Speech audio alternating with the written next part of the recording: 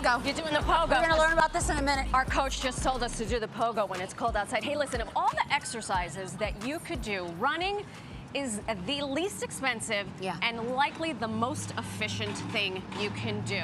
Yeah, I mean, take it from this girl right here. She is. Well, I'm a runner. wannabe runner. No, you're a runner. I try. For every 5 miles you do, I could barely do 1. But anyway, Matt Wilpers is our guest today. He's a Peloton instructor, a training specialist, founder of Team Wilpers. Oh, also a former Division I distance runner. Okay. I mean, that is the most BA of them all, okay? Yes. All right. He inspires athletes of all iterations to just do the thing. Just do the thing. Yes. We love that. Ladies Matt, and gentlemen, welcome to New York Living. Thanks for having me. Welcome to the plaza. This is 42nd and 2nd. Everyone. They must be freezing. He's like, why didn't you wear a coat? First of all, thank you for doing this Thanks with for us. having me. You've got a very distinct pedigree. Okay. You know what you're talking about. This Yes, is why we and in all Where did you transparency. run? I ran at Georgia State University.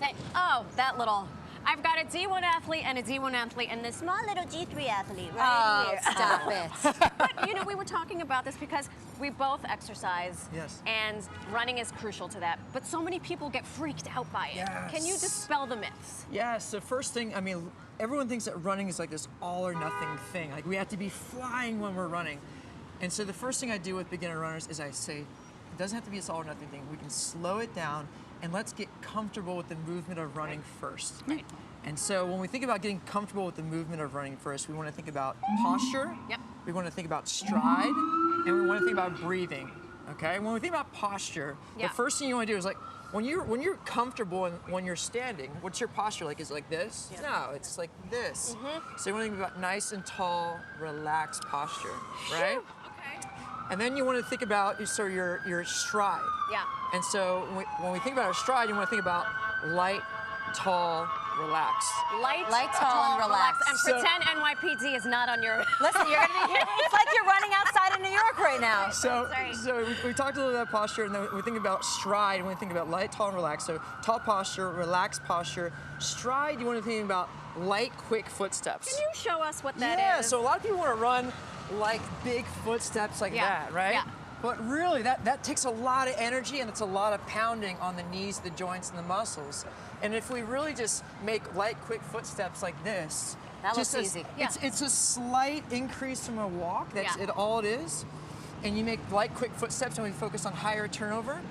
It's much less impactful on the body, and it's much more sustainable over a longer distance, which allows you to run for longer. I have a question, Coach. Yeah. Yes. When you're doing those nice light, quick strides, how is your foot landing? Is it a heel toe? Is it a toe heel? Are you flat? Well, so I think there's an over-analysis Okay. on foot strike. I think we need to be focusing more on where our hips are and our upper body is, and to let the foot strike take care of itself. Okay. Some people are naturally going to be more on their heel, and some people are going to naturally be more on their mid to forefoot, but also your foot strike changes with speed.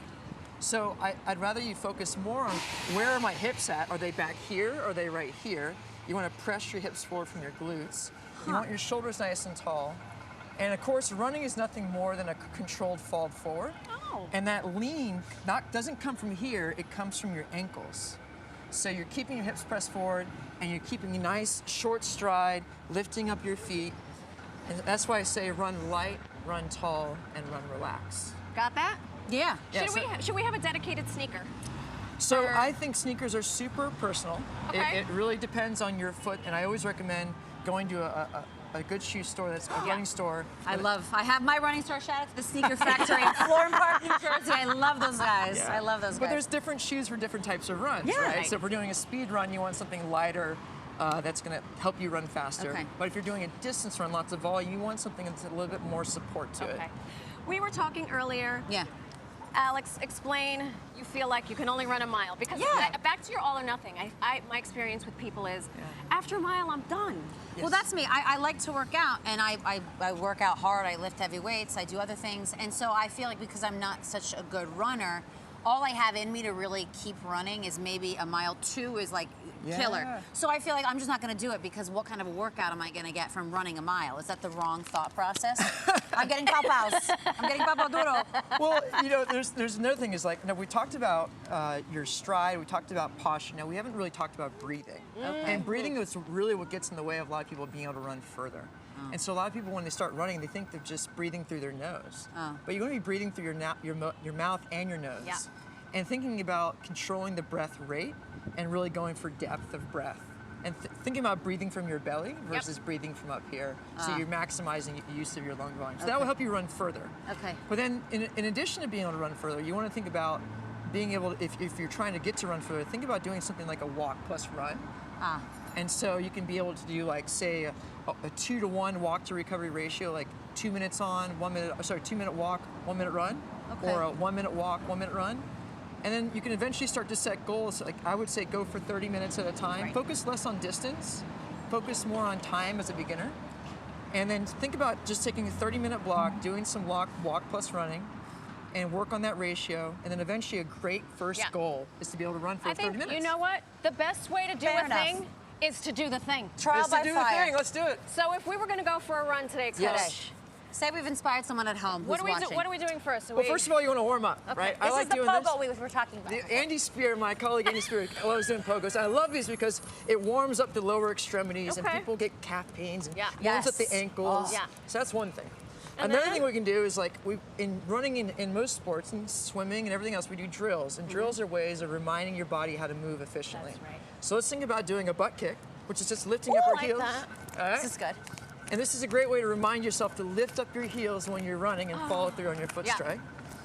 And then the next drill is lifting up our knees and driving our knees, our high knees. So these are like three simple drills we can do before we go running. Okay. And I always say, for me, the first 10 minutes of a run stinks. It's horrible.